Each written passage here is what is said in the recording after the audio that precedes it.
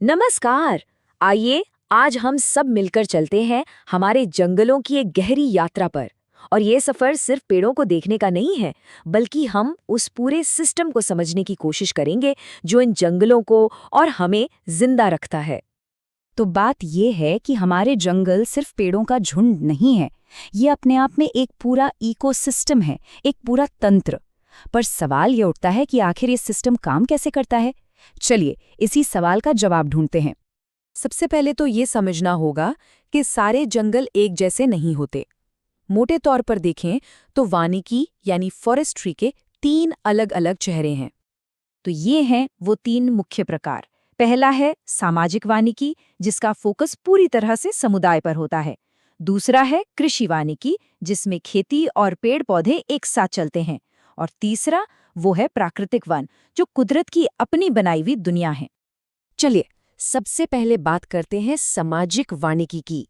जैसा कि नाम से ही पता चल रहा है, इसका सीधा कनेक्शन समाज से है।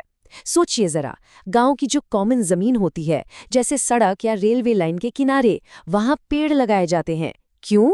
ताकि वहां रहने वाले लोगों को अपनी रोजमर्रा की जरूरतें जैसे ईंधन, लकड़ी और जानवरों के लिए चारा आसानी से मिल सके। यही है इसका पूरा कॉन्सेप्ट। और जानते हैं इसका सबसे बड़ा फायदा क्या है? ये एक तीर से 2 निशाने लगाने जैसा है। एक तरफ तो ये पर्यावरण को हरा भरा बनाता है, हरियाली बढ़ाता है, और दूसरी तरफ ये गांवों में लोगों के लिए रोजगार भी पैदा करता है। मतलब पर्यावरण भी खुश और लोग भी। अच्छा, अब आते हैं दूसरे प्रकार पर, कृषि वानिकी।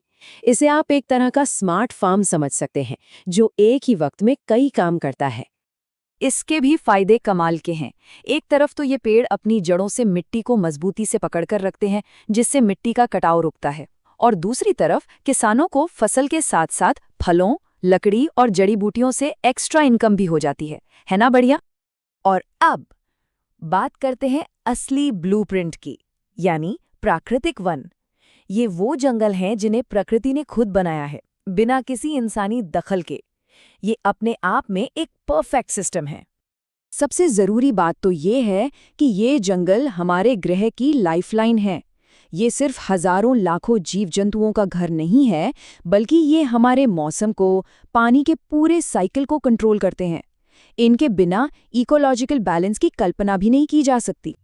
तो अब हम जंगलों के प्रकार तो समझ गए।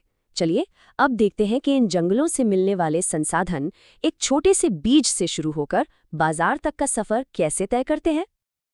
देखिए, हर चीज की शुरुआत एक छोटी सी चीज से होती है, एक बीज से या एक कलम से। सबसे अच्छी क्वालिटी के पौधों को चुना जाता है, उन्हें नर्सरी में बड़े ध्यान से पाला पोसा जाता है, और जब वो थोड़े बड़े हो जाते हैं तो उन्हें बड़े पैमाने पर पेड़ लगाने के प्रोग्राम्स में इस्तेमाल किया जाता है। इसी प्रोसेस से हम अपने जंगलों को फिर से जिंदा करते हैं। अब जंगल से हमें मिलता क्या क्या है? देखिए, इसे हम 2 हिस्सों में बांट सकते हैं। एक है मेजर प्रोडक्ट्स जैसे लकड़ी और बांस, और दूसरे हैं माइनर प्रोडक्ट्स जैसे शहद, गोंद, फल और तमाम तरह की जड़ी बूटियां। और ये दोनों ही ग्रामीण अर्थव्यवस्था के लिए बहुत बहुत जरूरी हैं। लेकिन कहानी यहाँ खत्म नहीं होती। असली खेल तो अब शुरू होता है। सोचिए, जंगल से मिली लकड़ी की एक कीमत है, पर जब उसी लकड़ी से एक खूबसूरत कुर्सी या मेज बनती है तो उसकी कीमत कई गुना बढ़ जाती है। बस इसी को कहते हैं वैल्यू एडिशन, यानी कच्चे माल को प्रोसेस करके उसकी कीमत बढ़ाना। इसके कुछ उदाहरण देखें तो बांस से फर्नीचर बनाना, लकड़ी से प्लाईवुड तैयार करना, या फिर जंगली जड़ी बूटियों से दवाइयाँ और हर्बल प्रोडक्ट्स बनाना। इन सबसे न सिर्फ चीजों की वैल्यू बढ़ती है, बल्कि लोगों के लिए कमाई के और रोजगार के नए रास्ते भी खुलते हैं। और ये सारी बातें हमें इस सफर के सबसे अहम मोड़ पर ले आती हैं, और वो है इन कीमती संसाधनों का संरक्षण, इन्हें भविष्य के लिए बचाना। तो सवाल सीधा सा है, हम इन जरूरी जंगलों और इनमें बसने वाली जिंदगी को आखिर बचाएं कैसे? ये एक बहुत ही जरूरी सवाल है, क्योंकि हमारे जंगलों की सेहत से ही हमारी सेहत जुड़ी हुई है।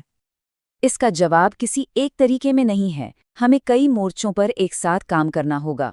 नेशनल पार्क और सेंचुरी बनाकर, ज्यादा से ज्यादा पेड़ लगाकर, अवैध कटाई और शिकार के खिलाफ सख्त कानून बनाकर, और सबसे जरूरी, लोगों को जागरूक करके और उनकी भागीदारी बढ़ाकर। ये सब मिलकर ही हमारे जंगलों को बचा सकते हैं।